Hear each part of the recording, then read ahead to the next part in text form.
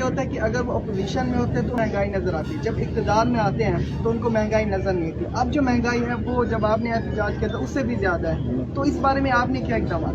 ہمارے لیے مہنگائی حکومت میں ہوتی ہوئی بڑا مسئلہ ہے. یہ واحد حکومت ہے کہ جو مہنگائی کو اپنے لیے بہت بڑا چیلنج سمجھتی ہے، اور یقیناً ہم جب پبلک میں جاتے ہیں تو پبلک کو سیاسی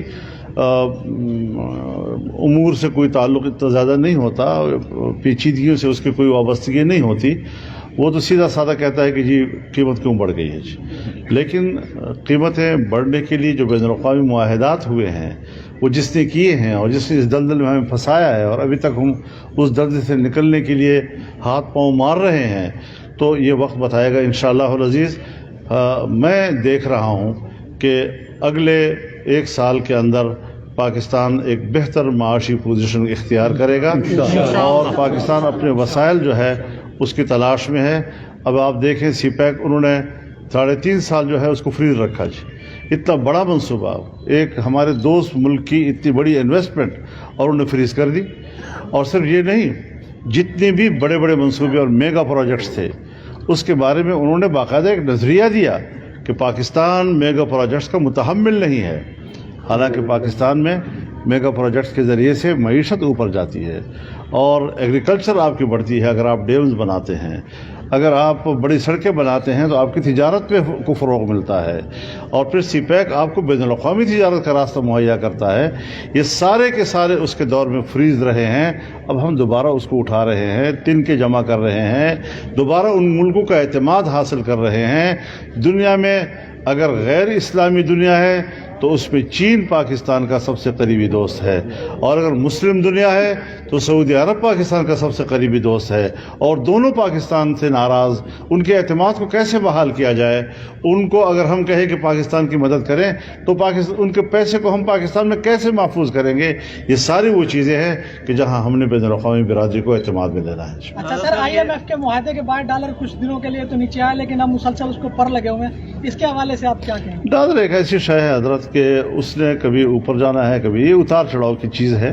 یہ اسٹیبلٹی کا معاملہ نہیں ہے. ہاں یہ ضرور ہے، نیچے آنا چاہیے، یہ ضرور ہے کہ اس وقت ڈالر کا ریٹ زیادہ ہے جبکہ اس کو بہت نیچے آنا چاہیے. لیکن بہرحال اس پر معاشی ماہرین ہی حتمی رائے دے سکتے ہیں کہ اس کے اسباب و علل کیا ہیں. ہم تو ظاہر ہے کہ ماہرین کی رائے کے ساتھ ساتھ چلیں گے. ہاں اپنا ڈیمانڈ بھی رکھیں گے کہ پاکستان کے پیسے کو مستحکم ہونا چاہیے. ہم اس وقت سب سے زیادہ اقتصادی لحاظ سے اور معاشی لحاظ سے افغانستان کو کمزور ملک سمجھتے ہیں، لیکن افغانستان کا افغانی وہ کوئی 80-88 روپے افغانی $1 کے برابر ہے، اور ہم 250 کے قریب 230-31 پہ جا رہے ہیں. تو یہ ایک پرابلم تو ہے کہ ہم کیوں اتنے غیر مستحکم ہو گئے ہیں، کیوں اتنا ہمیں کمزور کر دیا ہے. اور پھر اس حوالے سے آج آپ کا اپنا اسٹیٹ بینک جو اسی حوالے سے اس نے کردار ادا کرنا ہے، وہ پاکستان کی نہ پرائم منسٹر کو جواب دہ ہے، نہ آپ کی کابینہ کو جواب دہ ہے، نہ آپ کے پارلیمنٹ کو جواب دہ ہے. اب جو سوال آپ مجھ سے کر رہے ہیں، جہاں میرے ملک کا سب سے بڑا پاکستان کا اسٹیٹ بینک ہے، وہ آپ کے اختیار میں ہی نہیں رہا، وہ آپ کو جواب دہ ہی نہیں رہا، تو آپ کس طرح روپے کی اسٹیبلٹی کے بارے میں کسی سیاستدان سے سوال کر سکیں گے؟ مورد الزام تو حکومت ٹھہرے گی، سیاستدان ٹھہرے گا. لیکن جہاں انہوں نے ایسے فیصلے کیے کہ آپ کا بینک ہی آپ کے ملک کو جواب دہ نہیں ہے، تو اس صورتحال میں ذرا اس پہلو کو بھی ہمیں زیر غور رکھنا چاہیے.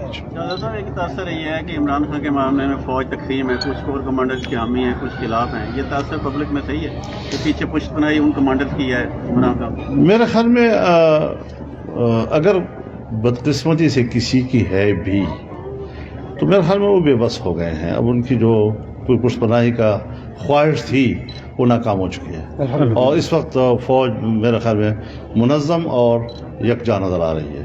بہت شکریہ.